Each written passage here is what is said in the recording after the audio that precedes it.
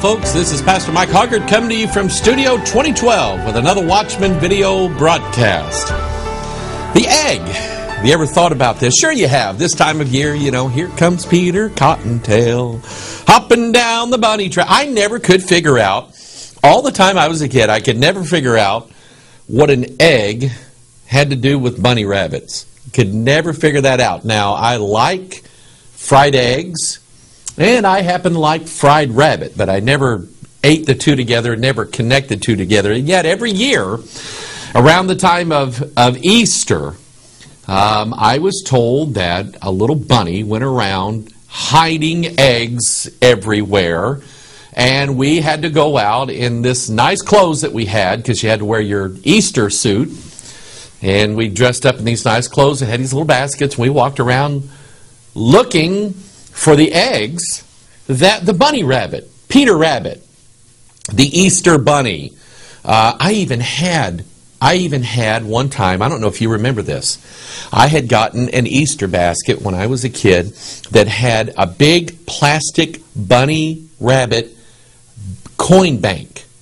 And I kept all of my coins in there.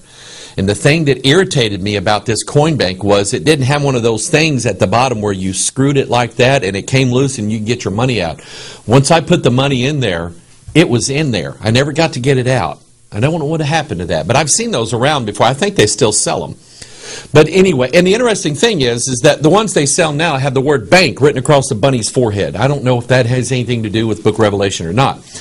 But anyway, I got to thinking about the Easter controversy. You know, some churches, I pulled up here, some churches, here's Tower Grove Baptist Church, which is in our community, had a community Easter egg hunt. Here's another one, another church doing the Easter eggs extravaganza. Oh, how witty they are. Churches doing Easter egg hunts. Now, I can remember a time when yours truly here at Bethel Church, when I was growing up, we used to have Easter egg hunts all the time. That was at the time when we were doing, Halloween parties here at the church, and we even had a Halloween scary house in all the Sunday school rooms. I remember those days. You did all those things in innocency a long time ago. You grow up, you start thinking about things, you start doing a little research, and you find out that some things maybe were probably better left undone. Now, let me say this before I say anything else in this broadcast. And I'm going to teach you the symbolism of what this egg, of what it represents, the whole thing about Easter and everything like that. And somebody even asked me about the word Easter in the King James Bible. And some people are saying, see, it's wrong. The King James Bible's wrong. It's got the word Easter in it, and everybody knows that's a pagan holiday. Yeah. And it's in there for a reason. And I actually am going to show you why it is the right word to be in that place, and the translators knew it. But we have all these little, what we call traditions, these Easter traditions. Nobody ever questioned where they came from. Nobody ever bothered to ask, because we don't really normally think that the day-to-day things that we're doing are really occultic or pagan or put us in alignment with the New World Order somehow, some way. And so all the things that I'm going to say today, I don't want to necessarily accuse any church or any Christian of being a pagan, of worshiping the devil, of practicing sacred fertility rites by having your kids go out and find little chocolate Easter bunnies and that you hid in the grass. I remember one time,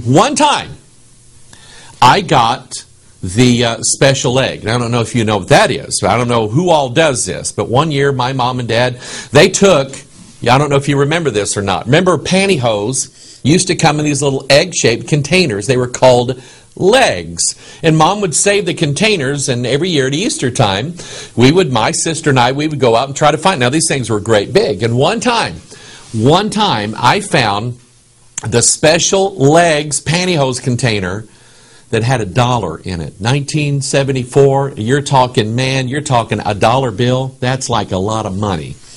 And that was the first time I ever won anything like a contest. And I remember feeling so special. It was about that same year that I got saved. I don't want to I don't want to make people think that I think you're all pagans because you like to eat eggs, boil eggs, color eggs. I don't want you to think that. I don't want you to think that just because a church or a religious group somehow, or church people that you know, buried little candies in the yard for kids, and kids went out and did those things and so on. I don't want you to think that. People are going to hell or they're going to heaven because they're saved by the grace of Almighty God. And that grace is sustaining grace. And that grace also kind of helps us as we grow and mature as Christians, see things that maybe we shouldn't do anymore. Now, we at Bethel Church, we didn't have a church-sponsored Easter egg hunt, but I do know some families that went out and buried little things in the yard for the kids, and the kids went out and ate them, and okay. I'm not going to get all bent out of shape over that as their pastor, because I know these people and I know their lives, and I know that they want to serve the Lord, and they don't necessarily need me tapping them over the shoulder every time they do something and say, I'm sorry, that's pagan. You can't do that. So I try not to be that way. So the information that I'm going to give you is more in line of a prophetic nature rather than for you to use as ammunition against all the people that you don't like, that you know for a fact they ate a boiled egg on Sunday, Easter Sunday morning. And so anyway, I want to teach you this. The word Easter itself, where does it come from? At the time growing up, as a child, growing up in church, to me, Easter was synonymous with getting up, having a little Easter egg hunt, and then putting on this nice, I have pictures of me and my sister and my mom in our very, very nice 70s Easter outfit. Yes, it was a leisure suit. Okay, getting ready to come to church. For me, all the time, that Easter day was a special day where we celebrated not necessarily the Easter bunny and the sacred egg, but we celebrated the risen Jesus Christ, who right around the same time that Easter usually is, and I'll tell you how Easter, you ever notice that Easter is not the same time every year? I'll tell you how they pick that out. It's rather interesting. Right around the same time is, of course, the Jewish holiday of Passover, and that, of course, is when Jesus, who was the Lamb of God, became our Passover sacrifice for us, died, His blood being shed in our place, so that when God sees His blood, He now passes over us, and death has not dominion over us. But I started doing a little research into Easter. I've never really done this before, but I started doing a little research into the word Easter itself. And here's what I found. Let me put Mr. Egg over here. Okay, here's what I found. Easter, of course, as probably some of you know, was named after a goddess, a pagan goddess. This is about the cleanest picture that I could find concerning Easter. She is a pagan goddess, and 9 times out of 10 in her images, she's going to be stark naked. Okay, she's not going to have any clothes on, and there's why. She has to do with fertility. She was called Easter or Esther. Hold on a second. We have a book in our Bibles, our King James Bibles, called the Book of Esther. Where does that name come from? It comes from the word Easter, or there are variations of it: Ishtar, Ashtaroth, Isis. But Esther, her Jewish name was Hadassah, and the Jews still regard her as that way, by that name. But she was given the name by King Ahasuerus, as he named her after the pagan fertility goddess Esther, which to him was quite an honor. Okay, he's now married. You remember he had, who was it? Queen Vashti, and she didn't please him. So he put her out of the way and brought in Esther, this Jewish woman, Hadassah, and he named her after in his mind, his most sacred goddess in the world. It was quite a title of honor. Doesn't necessarily make it good, but that's what he thought of her. And so he named her after his fertility goddess is what he did. Ishtar and Ashtaroth, the word Isis. And really, if you kind of do if you know just a little bit, just a teeny tiny bit of Hebrew, You'll know that in the Old Testament, the word Adam, the name Adam, his wife was called the woman. And in Hebrew, the man is called Ish. And in Hebrew, it's Isha. Okay, so think about the Hebrew word Isha, meaning woman. And then after Babel, when it gets to Egypt, it's not Isha, it's Isis. And then in the Sumerians, it's Ashtaroth. And in the Babylonians, it's Ishtar or Esther or some other variation. Now, then you understand the concept. And it started out as just meaning woman. But I want you to remember, I want you to think about something as we do this. I want you to think of who is it that the serpent approached in the Garden of Eden. He didn't go after Ish, which is the man. He went after Isha, the woman. He wanted to plant a seed in her mind, and that was his words that came forth. By the way, in the King James Bible, 46 of those words came forth and seeded into the woman a concept that if she ate of the fruit, that she would become a god and all this stuff. And so that's kind of in the back of my mind as I'm studying this, and this idea that Ishtar or Easter or Esther or Ashtaroth or Isis or any of these variations, she represents the goddess of fertility. Now, if you don't have to use much of your imagination to understand that if she was worshipped as a goddess of fertility, there's probably a pretty interesting way that she was worshipped, and that's exactly right. And know that God did not want His people worshiping Isis, Ishtar, Ashtaroth, Esther, Easter, or whatever she was called. They did not want her being worshipped this way. In fact, there was a whole land that was called the land of Ashtaroth. In Joshua chapter 13, I want you to notice who is it that is the king of Ashtaroth. All the kingdom of Og. Now, that's not egg, it's Og. All the kingdom of Og in Bashan, which reigned in Ashtaroth and in Edrei, who remained of the remnant of the giants, for these did Moses smite and cast them out. So you need to understand that Og is he's a hybrid. He's a giant. His father was the sons of God. That's Genesis chapter 6. His mother was an earthly woman. You see this concept all throughout in Morals and Dogma. In fact, even the logo of the double-headed eagle denotes the sons of God and the daughters of men fused together. That would be Og, and his kingdom was over the land of Ishtar, Ashtaroth. In Judges chapter 2, notice this. Here's what the Israelites did. They get into the promised land after defeating Og, the king of the giants. They get into the land, and all of a sudden, they just turn their back on God.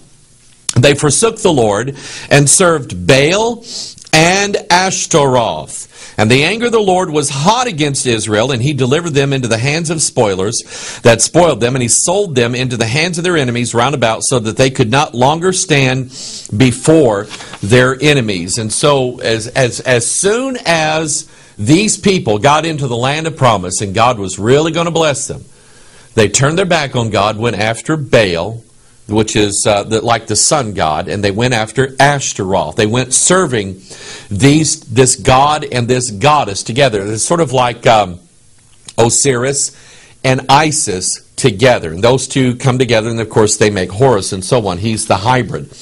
And so that's what that idea of the word Easter comes from. It comes from Ashtaroth, and that was the whole thing that God did not want any of the Israelites to go doing. He did not, and He used the word to go a-whoring after them. And that's interesting, because when we're dealing with Ishtar or Ashtaroth or Esther or Easter, we're dealing with a spirit in the Bible. She is called by various names, but we end up finding out that her name is, in Revelation chapter 17, Mystery, Babylon the Great, the mother of harlots, and abomination to the earth. And I want you to think, as we're going through this, that Ashtaroth, or you could call her Jezebel, you could call her any other names in the Bible. Babylon the Great does not like God's people. She hates them. She hates their guts. She wants them all dead. Okay? We'll see that as we move on. 1 Kings chapter 11. Solomon, the wisest man in the world, fell for the goddess worship Ashtaroth. 1 Kings chapter 11 verse 5. For Solomon went after Ashtaroth, the goddess of the Zidonians, and after Milcom, the abomination of the Ammonites. Milcom would be sort of like the Osiris or the Saturn of all of this. We have the male deity and the female deity. And what does the male and the female deity do when they get together at the dance? Okay, the fertility rite. The Milcom, the abomination of the Ammonites. And Solomon did evil in the sight of the Lord and went not fully after the Lord as did his father. And I can tell you that anytime you have a situation where you have churches, or you have individual Christians, or you have people in general whose heart is not fully turned over to the Lord, there's always going to be a replacement spirit. And that is going to be Ashtaroth, it's going to be Ishtar, it's going to be Mystery Babylon the Great. It's going to be the goddess somehow, some way. The feminine harlot spirit is always going to come in, and she's going to bring a whole truckload of her practices with her. You might want to say that Ashtaroth really is the reason why all of these preachers now are getting up on their little pulpits, and they're talking about sex, and they're talking about sex. And next Sunday we're going to talk about sex. And for the next 7 weeks we're going to talk about, you know what? This is why they're doing it, because they will not serve God with their whole heart. And since there's a void there, this is where she comes in. Now, this is what I thought was really, really interesting. I want you to think about this and its relationship to Easter, Ashtaroth, Ishtar. Now, she is a fertility goddess. She represents the ability of mankind to reproduce himself, and she gives that power. The earth is actually described this way by Gaia. Gaia and Mother Earth, there's that word there, mother, is worshipped because of her ability to produce fruit or to reproduce. Now, this is what was interesting, is that there is a medical term that we use all the time. Well, I don't use it all the time, but women, when they go see their doctor, they use this all the time.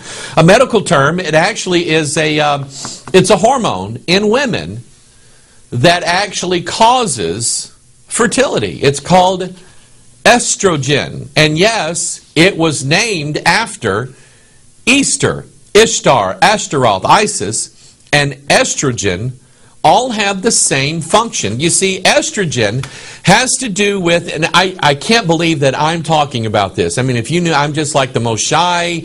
I don't talk about this stuff, but just follow with me here for a minute, because I think it helps us understand some things in the Bible, understand what's going on. You see, estrogen, named after Easter, has everything to do with this, okay? Ovulation, the ovule, which is the egg. Okay, now, all of us grown-ups know, and I'm going to use non-offensive, non-crude language. All of us grown-ups know that women, and this is actually in the law, so I can say certain things like this. Women have they have a cycle, just like the earth has a cycle. We have summer, fall, winter, and spring, and the whole year goes in cycles. And there is a time when the earth is fruitful. Okay, there's a time when the earth can produce. There's a time, especially in the northern hemisphere, when the earth doesn't produce, okay, and it's a cycle. We talked about that in the video we did called The Cycles of Christian Growth. Even us Christians, we grow, but we do so in cycles. There's a time when we feel like God is really doing great things in our life, and there's a time when we're just like, oh man, I don't feel like I'm very, very, very saved at all. And everybody goes through those cycles. If you'd like a copy of that video, call us. We'll send it to you. It helped me a lot understand that not every day am I supposed to have revival. It just doesn't happen that way. And so God designs cycles, and everything that's in the universe goes in a cycle fashion. And so the woman and her ability to produce a child goes in that same cycle. It happens about every 28 days, and estrogen has everything to do with maintaining that cycle. Now, just again, you've probably seen this graphic, but just the idea that there for a while, the woman is fertile, long about day 14 of that cycle. I mean, her body is ready to reproduce. Then after, if that doesn't happen, then that kind of, it wanes away, it diminishes away, and then it goes around to the opposite end of that cycle, and the body has to cleanse itself during that time, and it uses blood. Okay, and I think that God actually designed it that way to show us that the woman, and think of the symbolism of the woman in the Bible. The woman in the Bible is a picture of the church. Okay, and I want you to understand this, that Christ intends to show that the church is cleansed by blood. I don't care what you think of what I'm talking about right now. I'm telling you that this is a beautiful picture of God's design, all right? And so anyway, but during that time, the body is cleansing itself, and it's using blood to do that. And at that time, the woman is not fertile. She's not ready to bear any fruit, okay? Now, I said all that to say this. When I was a kid, we would peel these things, and we always have the little dye stuck on the end of our finger, and we would bite into them. And I love these things. We would bite into them, and the yolk that's in the middle of it, we called it the moon.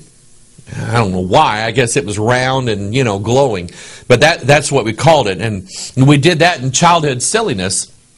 Actually, we weren't too far off, because the woman's cycle is actually named after the moon.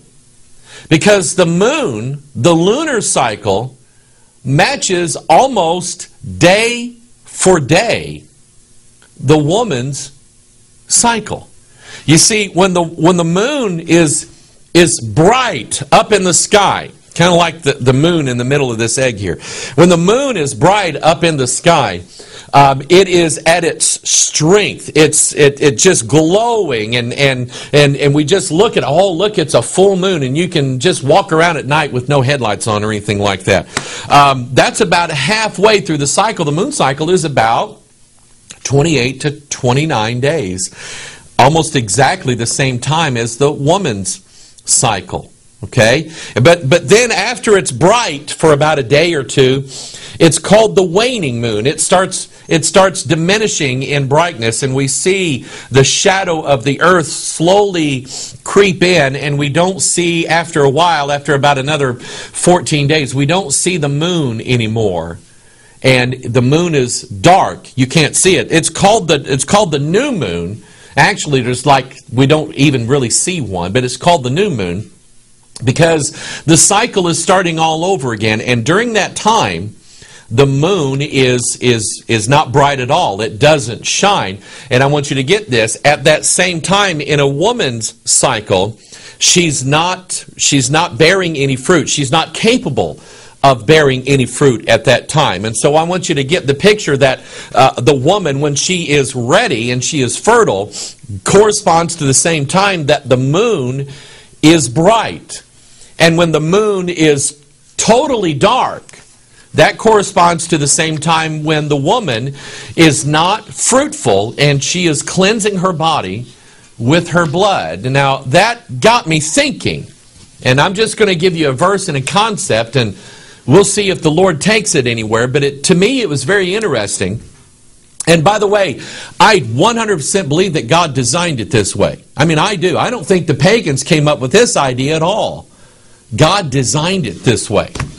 I kept seeing over and over and over in the Scripture that right before the coming of the Lord Jesus Christ in the clouds, you remember what the prophecy is? The prophecy is, and it's Isaiah 13, it's in Joel, it's in Matthew, it's in the book of Revelation. We see it over and over. Acts chapter 2, the same prophecy repeated. The stars are going to fall. The sun is going to be turned to darkness. The moon is also going to turn. Now, in one place, it'll say the moon will turn dark. Okay? Well, that happens to be a natural phase of the moon. The moon will turn dark. But then in the book of Joel, chapter 2, verse 31, remember the correspondence now that we have between the moon and the woman at that exact same time. Joel chapter 2, verse 31, look at the scriptures.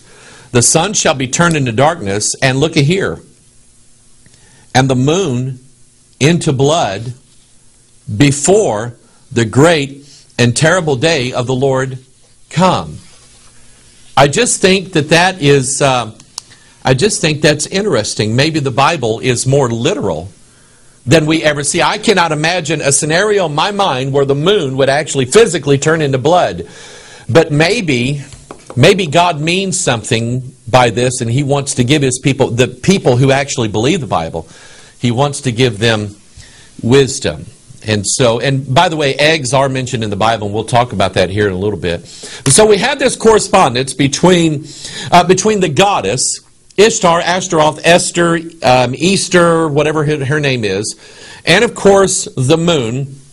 And if you get into pagan witchcraft jewelry, you'll see that witches love the moon. That's their symbol. It's a symbol for fertility, probably because it has everything to do with the waxing and the waning of the woman's cycle and her ability to produce and so on. Probably has everything to do with that, and that's how Isis was worshipped. In fact.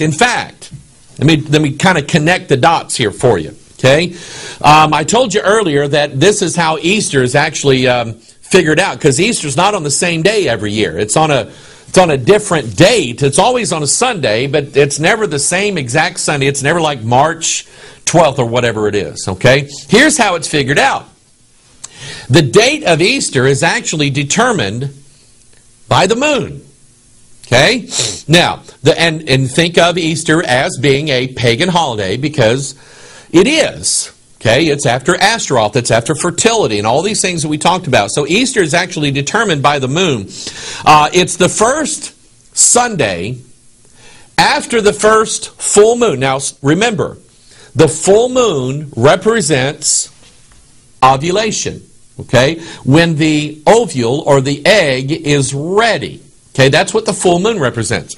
So it's the first Sunday after the full moon. So you see a full moon, the first Sunday after that, it can't be just the first full moon of the year. It has to be the first full moon after the vernal equinox. What is the vernal equinox? It is the day that's the spring equinox, usually around March 20th, March 21st, when there's exactly 12 hours in the day and 12 hours in the night. That's equality. Mainly, Albert Pike talks a lot about that. We'll discuss that. Anytime you have a symbol in pagan ideas or the occult of equality, you have the joining together or the balancing of things that are opposite.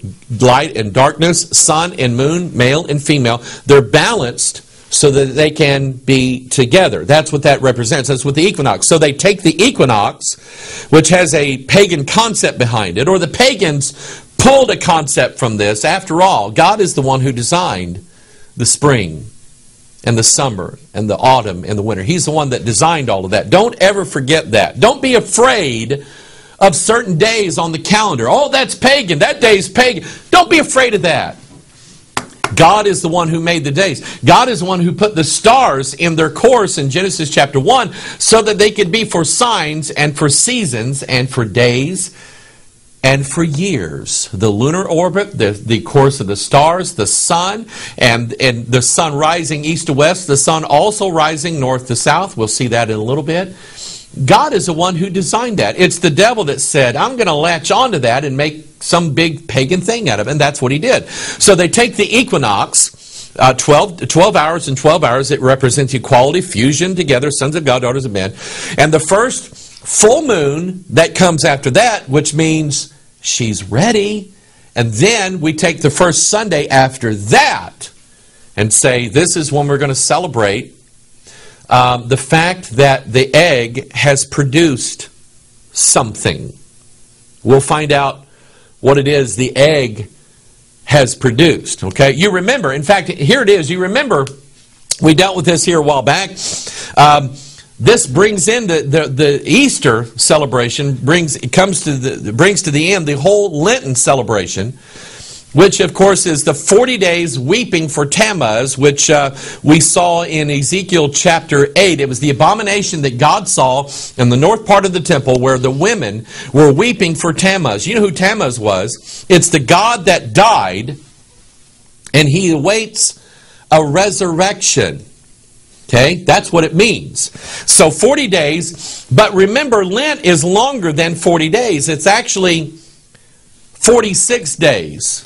That's the same number of words that the devil spoke to Eve in the Garden of Eden. It's the same number of chromosomes that you and I have, where our DNA, I want you to think of DNA looking like two snakes, because we're going to see that in a little bit, all right? So anyway, but that's what Lent denotes, 46 days before Easter, and that's what Easter represents. It represents, there's something buried in the egg. I wonder what it is, because when we went around collecting Easter eggs, we weren't just going, here, Mom, I got some eggs. You can fry those up, next Sunday or whatever. We knew that these things were hard-boiled. There was something in there that we wanted, and we would peel them and eat them. Or if we had the, pantyhose legs, there was always something in there. I wonder if I got the special prize. That's what Easter egg hunting is all about. It's about finding a secret, something that's hidden, and there's a secret stored in here. That's what this whole thing is all about. So we bring in this symbol now of the serpent and the egg. Here is one graphic here showing actually two serpents with an egg in their mouth. The two serpents are fused together and joined by the egg. Again, this is what Manly Hall has in the front of Morals and Dogma, is the two-headed eagle joined together in the same body. This shows you that, this symbol shows you that by the fusion of these opposites, there's a secret to be found right here in the middle somehow, some way. Look at the serpents. They kind of look like little strands of DNA hidden in the 46 things. There's a special secret here, the 46 words that the devil spoke. The 46 words that they spoke in the Tower of Babel when they wanted to build that tower. Think about that. The Masonic symbol of the two Johns. You have John the Baptist and John the Divine. And I want you to note and think about this. In mythology, not necessarily in the Bible, but in mythology, John the Baptist is this hairy, gruff guy that eats locusts and wild honey. Okay? John, in Christian mythology, not in the Bible, but in Christian mythology, John is this sort of effeminate, soft-spoken guy who has pale skin. That's why when Da Vinci drew the person sitting next to Jesus, and everybody said, well, that's John, it wasn't. It was a woman. It was Mary Magdalene. So when you look at the image again of the two Johns, you have one John and the other John. One's kind of very masculine and one's kind of a little feminine. And notice that they're standing on these two lines here with the, I want you to look at this, the circle with a point in the middle of it. What's in here? Okay? This is like a circle, and it's got a little dot in the middle of it. Think about it. Okay?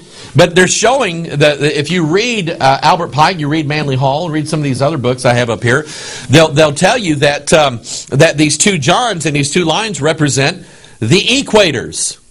Why? The Tropic of Cancer and the Tropic of Capricorn. Why? And we talked about this. Because every year, and I love this, I absolutely love this. God showed me this. And remember, God designed this. Okay? God is one who said the sun is going to rise in the east and set in the west. He also said it's going to rise from the south and then go back down again. Wait a minute. Every year, I'll put this graphic on the screen, and I'm going to use this little illustration. You can't see it very well. But every year, the sun starts down here and is over on the winter solstice. Okay, winter solstice, December 21st. The sun is directly overhead at the Tropic of Capricorn. Okay? From the winter solstice to the spring equinox, now the sun is directly over the equator. Okay, directly overhead. Shows balance, 12 hours in a day. Then, during the summer solstice, the sun rises again up to the Tropic of Cancer. Okay, that's the summer solstice. Then back down to the fall equinox, it's over the equator, and then back down to the winter solstice, it's over the Tropic of Capricorn again. Okay? The difference in latitude. between the Tropic of Capricorn and the Tropic of Cancer. 46 degrees. It's the same number of days of Lent. It's the same number of words. It's the number of chromosomes where our DNA is. There's a secret inside the egg.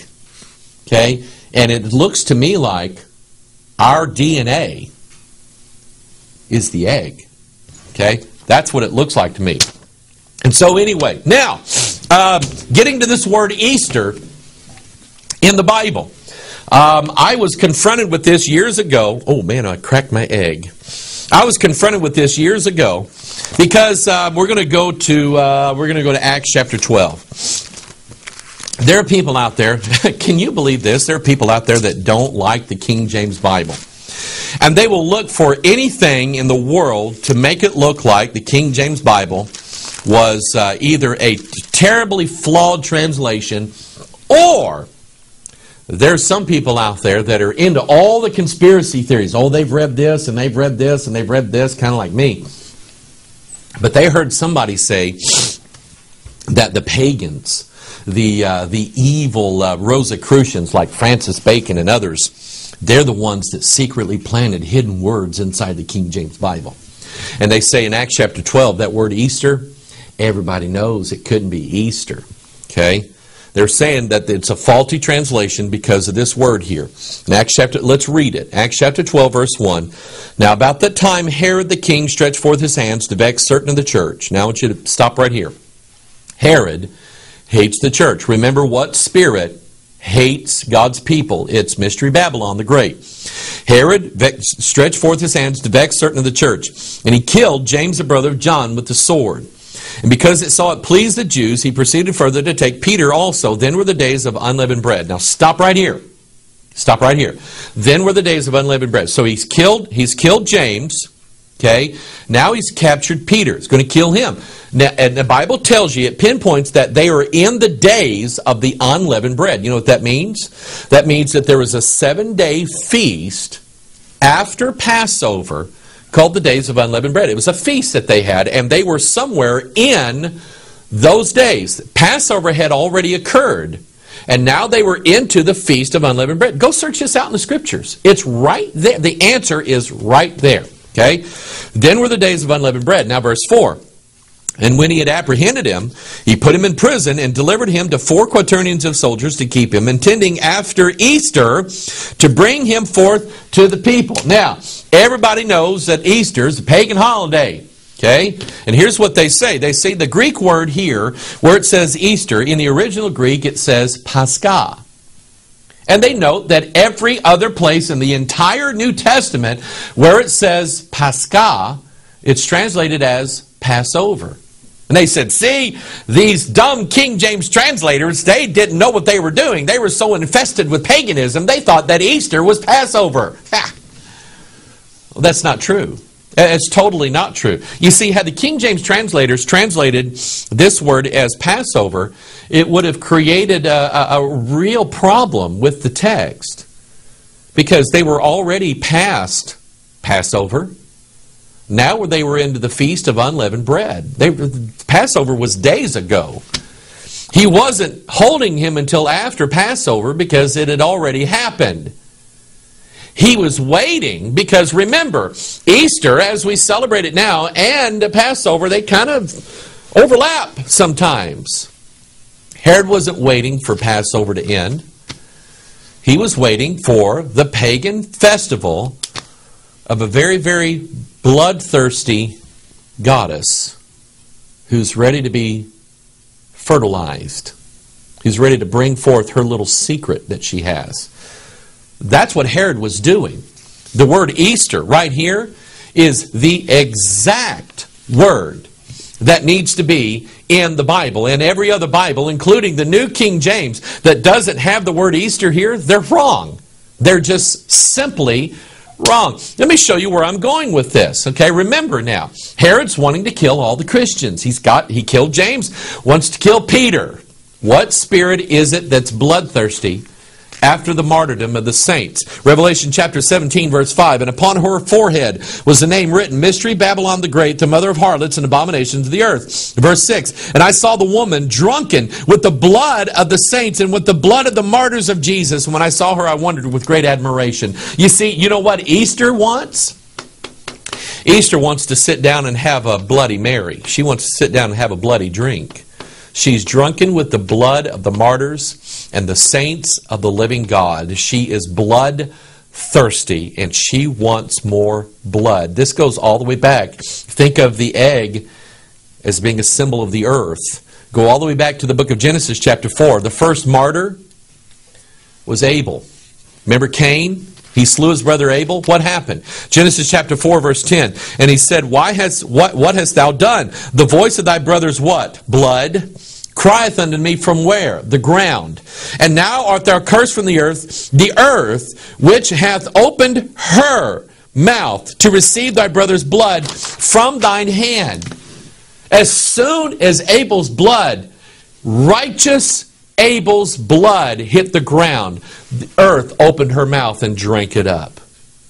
Did you know the same thing happened on the day Jesus died? The moment that the soldier pierced his side and blood and water issued forth, the Bible says there was a great earthquake and the rocks went and the ground opened her mouth. She was drinking in that blood. And she is a fertility goddess, but she is bloodthirsty after the blood of the saints and the martyrs and the innocent. That's who she is. Even in the days of Saul, 1 Samuel chapter 31, verse 8, remember when Saul was killed? Look what happened. And it came to pass on the morrow when the Philistines came to strip the slain, they found Saul and his 3 sons fallen in Mount Gilboa, and they cut off his head, stripped off his armor, and sent into the land of the Philistines round about to publish it in the house of their idols and among the people. And they put his armor, where did they take his armor to? The house of Ashtaroth. You see, that was a real prize to her, that she had the blood of the king of the Jews. Okay? So we look at the egg again. That's Easter. Okay? And this is the Easter egg. And you see it sometimes in old renderings. It's called the sacred egg, the mundane egg. It's associated with the moon. We talked about that. And I kept seeing this symbol over and over of this serpent entwined around the egg. And I wanted to know, the first thing I looked at was this idea that a serpent represents our DNA. You've seen that symbol many times before, the two joined serpent. We'll see that here in a little bit. But I want you to understand this. In fact, let's go here. Let's go to the book of Revelation. And I'll show you something really, I put a lot of thought into this, and I think the Bible is going to reveal some things to us about what is going to happen in the last days. Revelation chapter 13, John says, I stood upon the sand of the sea, and I saw a beast rise up out of the sea, and he had 7 heads and 10 horns. And then in Revelation 17, where we have the bloodthirsty fertility harlot, we have a beast in verse 8, that thou sawest was and is not and shall ascend out of the bottomless pit. Well, where is the bottomless pit? It's actually at the heart of the earth. That's where Jesus went to in the 3 days prior to his resurrection. He was in the heart of the earth. You might want to say he was like here, okay? And he rose again on the 3rd day. He took captivity with him. He set the captives free. And he preached to those spirits in prison, the Bible says. And down inside this prison, the heart of the earth, the center, the core of the earth, down in the heart of that is the beast. That's where he is right now. That's what Revelation 17 says. We're going to see him turn loose here in a little bit. But I got to thinking about this. This is actually pretty interesting because here's a graphic of the planet, Earth. And remember, Earth is like a woman. She drinks blood, she's fertile, she's all this stuff. But the Earth actually, and the book of Job says she has a womb. Okay, when the floodwaters issued forth as out of a womb, she has a womb. So I want you to think about this. The earth and the egg are pretty much the same because the earth has a core. Well, okay, I actually chipped it a little bit. I hope this is boiled. The egg has a crust, has a hard shell. Okay, and then you have the mantle, which is underneath the crust, which is like the egg white. And then down in the very, very center of the, in fact, here it is. Okay, you have, this one's boiled. Okay, this is the mantle, and this is the core. Okay, this is what we call the moon. This is what we always, oh yeah, that's the best part.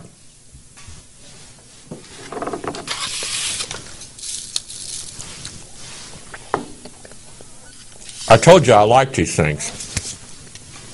Can't let them go to waste.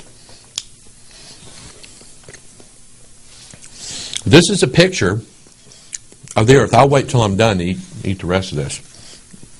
But I want you to think about this, because as with the egg, is merely a symbol of a secret that's buried in the heart of the earth, waiting for the ground to open up again. Are there going to be earthquakes in the last days? Think about it. Is there going to be like a flood, something like a flood happened in the last days? Yeah, as it was in the days of Noah. So something is going to come out of the heart of the earth, out of the center of the sacred egg of the earth. Something's going to rise up out of that. Aleister Crowley actually caught on to this. Aleister Crowley was all about chasing after this sacred egg concept. And Crowley wanted to use a secret, okay, the secret of an egg that he was chasing down. I mean, this guy was weird, but he was chasing down this sort of sacred egg concept to find a secret on how to get in contact with a particular entity that he called Lamb. He actually drew a picture of him. Here it is, okay? That was an extraterrestrial being that Aleister Crowley was getting in contact with. This being here was very, very special to him. And I want you to notice that Crowley's, of course, he looks like an egg head. Crowley's drawing of Lamb almost perfectly coincides with what everybody in the whole world is seeing as far as alien contact. Now, is alien contact and the mysteries of the egg related? I'm pretty sure they are. And we're being inundated with this imagery. Do you remember this? Nanu, Nanu. You remember Mork from Ork? TV show back in the 70s. I never used to get to watch it because it came on Wednesday night. And I always had to go to church on Wednesday night. Anyway, Mork is an alien that falls from the heavens in a spaceship that looks like an egg. And everybody thought, that's so funny. The producers actually, or whoever wrote this concept, got this from Crowley, got it from the concept of the sacred egg, that there's a secret invader going to come to the earth through this symbolism right here. Do you remember Lady Gaga? Lady Gaga, and on her way out, what was it, the Grammys or something like that, comes strolling into the Grammys, carried by 4 guys in an egg. And she talks about how she had this rebirth. She was in there for like 3 days or something. I don't know how she went to the bathroom. But anyway, she was in there for 3 days. Everybody says it's a stunt. She was acting out her mystery religion concept. She actually felt like she was born again when she came out of that egg. And of course, you remember, that's when she introduced the song, Born This Way. Think about it. Okay? Think about it. I mentioned in reference to the egg, the serpent entwined around the egg. And that looked like, remember this image that we use? We've used this several times. This is an ancient, I think it's a Peruvian textile. The 2 serpents twined together. That is actually a universal concept. The concept of the opposites. The concept, it looks like DNA is what it is.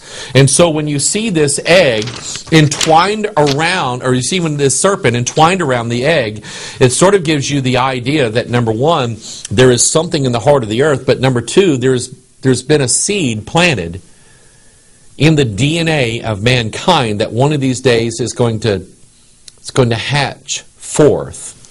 I'll show you again this idea of the two serpents representing the opposites, evil and good, west and east, north and south, light and darkness, sun and moon, mother and father. And they're both contending for what's called the mundane or the sacred egg. What they're telling you is that in the center, at the center point of these two opposites, and the fusion point, is the great secret, or what would be the Antichrist. This pagan symbol is related to the two pillars of Freemasonry, Jachin and Boaz. Stop right here. Here again, according to the Bible, Jachin, 23 cubits, Boaz, 23 cubits, 46 cubits apiece.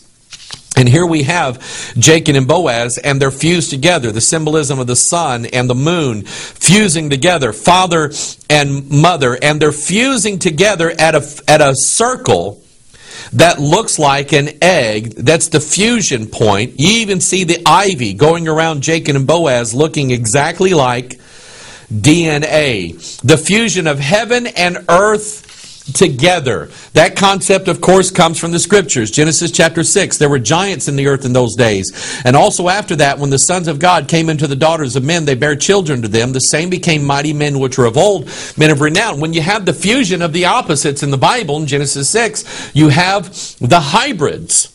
The mighty men of old, men of renown. The giants, as it were. That's what Og was doing in Ashtaroth. That's why he was there. Daniel chapter 2, a prophecy that this exact same thing is going to happen. I want you to notice the language. Daniel chapter 2, verse 43. Whereas thou sawest iron mixed with miry clay, they shall mingle themselves with the seed of men. Stop right here. Iron is known for hardness. Clay is not. You take clay and you can mold it. I preached a sermon last Sunday on vessels. We're vessels in God's hands. God takes and He molds the clay. It's malleable. It's moldable. You can gush it between your fingers. If you can't do that with iron. Notice that iron and clay are exact opposites. By the way, you know what's in the center of every star? Iron. You know what's at the core? You know what's at the core of the earth? Hot, molten. I lost my moon. Hot, molten iron. They're going to come down from the heavens. They're going to come up from the earth. There's going to be a big fusion going on in the last days, and they're going to mingle themselves where? Where those serpents are, inside the seed of men, and produce the hybrids. Every UFO I'm studying right now, aliens. I'm studying alien contact, abduction stories, things like that, trying to treat it from a biblical standpoint. And just about every alien abduction scenario I run into, there's a story of the hybridization of the aliens with the humans. Go watch the X-Files. That's what it was all about, the alien-human hybrid. In fact, just about every UFO/alien movie that comes out now, there's always a hybrid between the aliens and the humans. I mentioned earlier that eggs, I'm going to get this one because I don't want to drop it again. Eggs are actually mentioned in the Scriptures.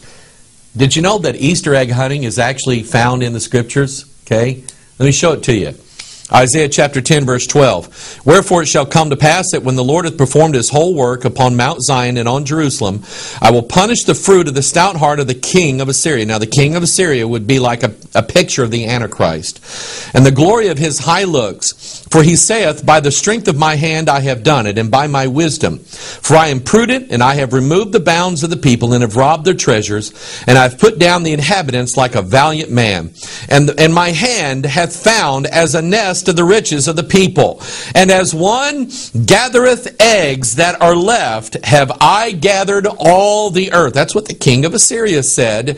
And there was none that moved the wing, or opened the mouth, or peeped. The king of Assyria, the Antichrist, is going to go and he's going to gather everybody together just like people gather eggs, and they put them all into one basket, which is not wise, by the way. this imagery of the serpent and the egg. Look at Isaiah chapter 59. Behold, the Lord's hand is not shortened that it cannot save, neither is ear heavy that it cannot hear. But your iniquities have separated between you and your God, and your sins have hid his face from you, that he will not hear. For your hands are defiled with blood, and your fingers with iniquity. Your lips have spoken lies, your tongue hath muttered perverseness. None calleth for justice, nor any pleadeth for truth. They trust in vanity, and they speak lies. They conceive mischief and bring forth iniquity. Now I want to stop right here. I want you to, we're building up now to what this is all about. God is talking about the iniquity of the people. And the iniquity of the people always has an outcome.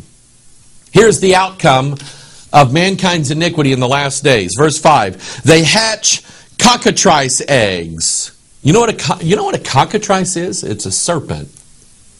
They hatch cockatrice eggs and weave the spider's web. He that eateth of their eggs dieth, and that which is crushed breaketh out into a viper. See, it's all about the serpent in the last days associated with the egg. Notice this, what Jesus said in Luke chapter 11. Does it just have symbolic meaning?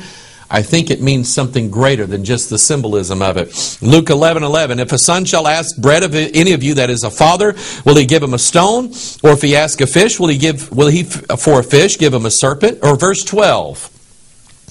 Or if he shall ask an egg, will he offer him a scorpion? The scorpions are mentioned in Revelation chapter 9. The fifth angel sounded, and I saw a star fall from heaven unto the earth, and to him was given the key of the bottomless pit. Where's the bottomless pit? It's in the center here. It's at the heart of the earth, the core, the womb. Okay? And he opened the bottomless pit. Boy, I'm glad that's boiled. He opened the bottomless pit, and there arose a smoke out of the pit, as the smoke of a great furnace, and the sun and the air were darkened by reason of the smoke of the pit. And there came out of the smoke, where did they come from? There came out of the smoke locusts upon the earth, and unto them was given power, as the scorpions of the earth have power. The scorpions are in the egg. And who's the scorpion king? Remember that movie? Who's the scorpion king? Revelation 9:11, the king of the bottomless pit, Abaddon, Apollyon, the destroyer. You see, there's a secret here. And that's what the festival of Ishtar is all about. It's all about the revelation of a mystery in the last days. On Easter Sunday, when everybody else talks about their bunnies and their eggs, we here at Bethel Church, we talk about the resurrection, the death, burial, and resurrection of Jesus Christ only. That's what we do. I'm not here to judge everybody else on what you do on Easter. That's your business. I'm not your judge. I'm not going to be looking and seeing what you're doing. I don't think any of you really need to do that with anybody else either. If you have a message to send to people, let them know that, number one, we are fast approaching a day where the devil's going to take over the world and Jesus is coming back. Are they saved? Are they ready? That's what I'm asking you. Are you ready? Because one of these days, the egg's going to come open. This is Pastor Mike. I love you. God bless you. We'll see you the next time.